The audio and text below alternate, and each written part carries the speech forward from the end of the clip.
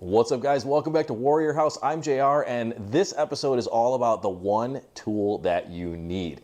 Whether you're a hobbyist, a woodworker, a DIY survivalist prepper, there's one common theme. We're all seeking the right tool for the job, and there is one tool that is actually common across all of these crafts and industries and trades alike, and it is a multi-tool.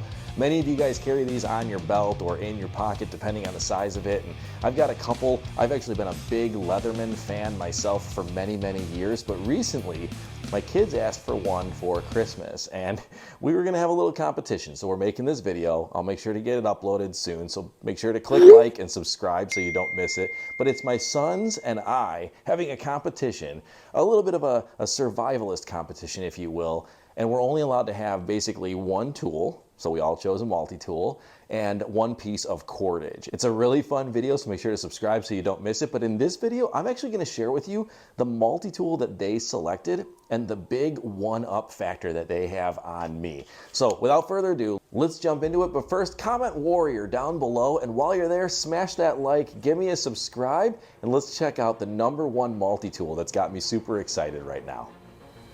The #1 tool for everyday carry and in my vehicle at all times. I have another name brand multi-tool that I paid a lot more for and I've had for about 20 years. My kids asked for these for Christmas. And don't tell them, but they actually have one up on me. This is the Mossy Oak 19-in-1 multi-tool. It comes with a cover, which is really nice. It comes with a lot of tools.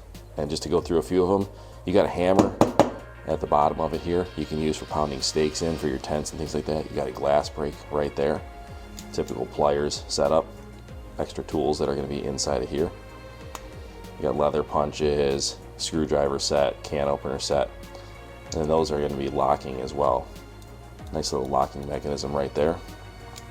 In the closed position, we can access a file, wood and metal. We can access a saw, which is great. The kids love it. Always making things in the yard. We got a knife with partial serration on it. It's actually pretty sharp right out of the box, not bad. And then we got a scissors, works pretty well as well. And it's gonna be locking, all are locking, like similar competitors that are out there. Very durably made, well made. Got a belt clip built right into it, which I actually think is pretty sweet. Let's get to the one tool that my kids don't realize they have a one up on me. Two parts, this is gonna be a whistle. Works just fine. And this is your fire starting stick. This is the reason I will never leave home without this or leave this out of my vehicle, because everybody knows that when it comes down to emergency preparedness, shelter is obviously one of the most important things, water, but you need to find heat. So you're gonna go ahead and remove your cover right off of that. Get some shavings down there. Make sure not to ignite that spark first, right? Get a lot of that.